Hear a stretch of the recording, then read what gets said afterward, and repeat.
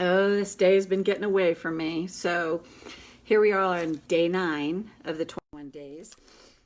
See, go longer than that, meaning how many requests I honestly haven't counted. But today we're going to do fibromyalgia. So tapping from a fibromyalgia and coming from this book, The Healing Questions Guide by Wendy Jensen. This is what it says. So again, when you use this book, I have to often change. If the words get judgy, I want to change them. And so just keep that in mind, because anything that judges us less is great in my book. So when I read these, if you have fibromyalgia, it doesn't mean all these apply, even any of them, but you might have one that stands out and you're like, whoa, that's what I find. So fibromyalgia, what will it take for me to take a breath, slow down, and allow things to unfold a little more naturally? I'm amazed I don't have fibromyalgia.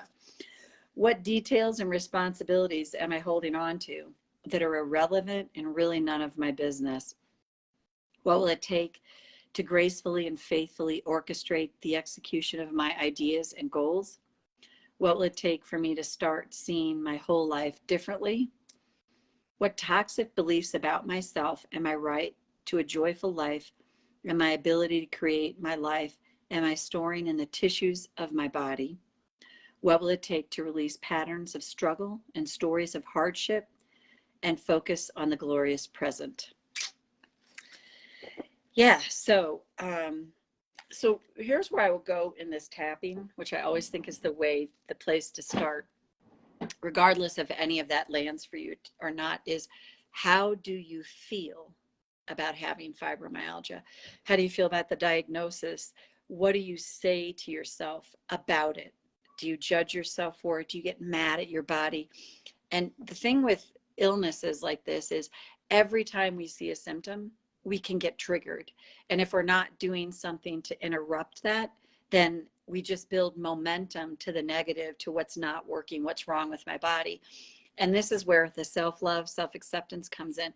And it's a practice, is when you catch yourself getting down on your body, you're like, oh, I thought I was doing better. And oh, now I'm not.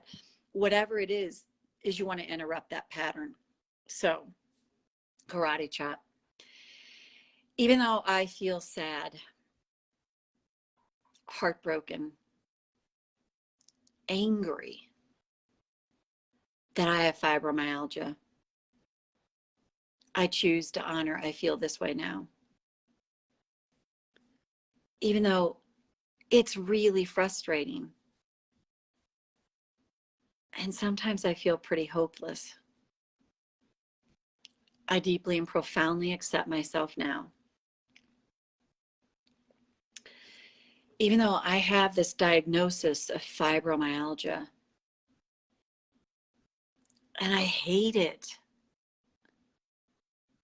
I hate having it. I choose to honor my truth right now. This fibromyalgia, I hate it. I hate dealing with it. And every time I feel the symptoms, and I hate it, without interrupting it, I'm just building momentum for what I can't stand about it. And it's important for me to honor my truth, whatever my truth is. But what if I could set the intention right here and now? What if I could start to practice as I catch myself feeling negatively about fibromyalgia? What if by catching it and interrupting my thoughts, what if that starts to shift this? And what if it helps me love my body?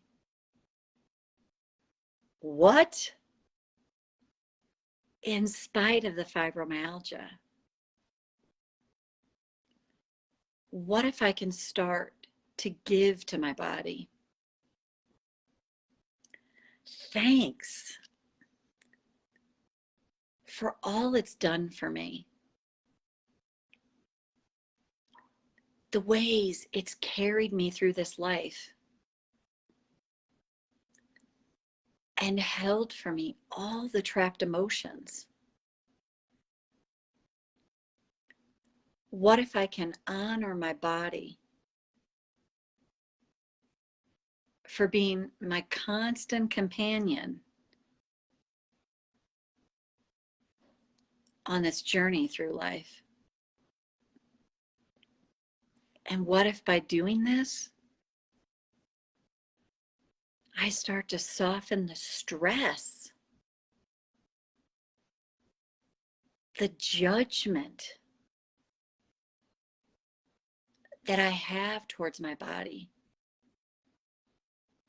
And what if this helps my body to soften so that it can start to release all the suppressed emotions? And what if by doing this, I start to notice, wow, my symptoms don't feel so intense.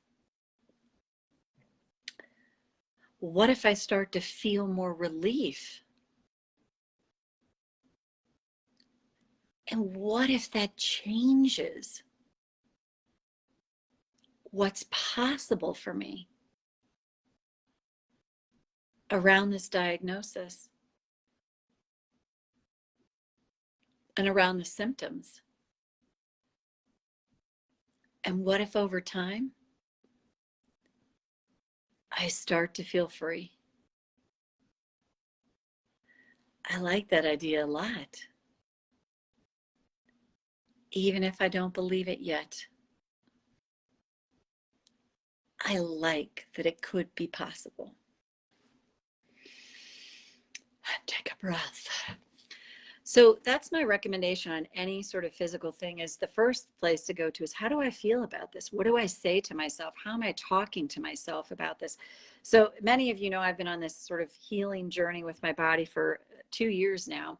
And I found out in my second to last session with my functional medical person, I was literally on the brink of Crohn's disease, like on the brink of it, like literally right there. And I was telling my sister about this. She's like, I know someone who died from that.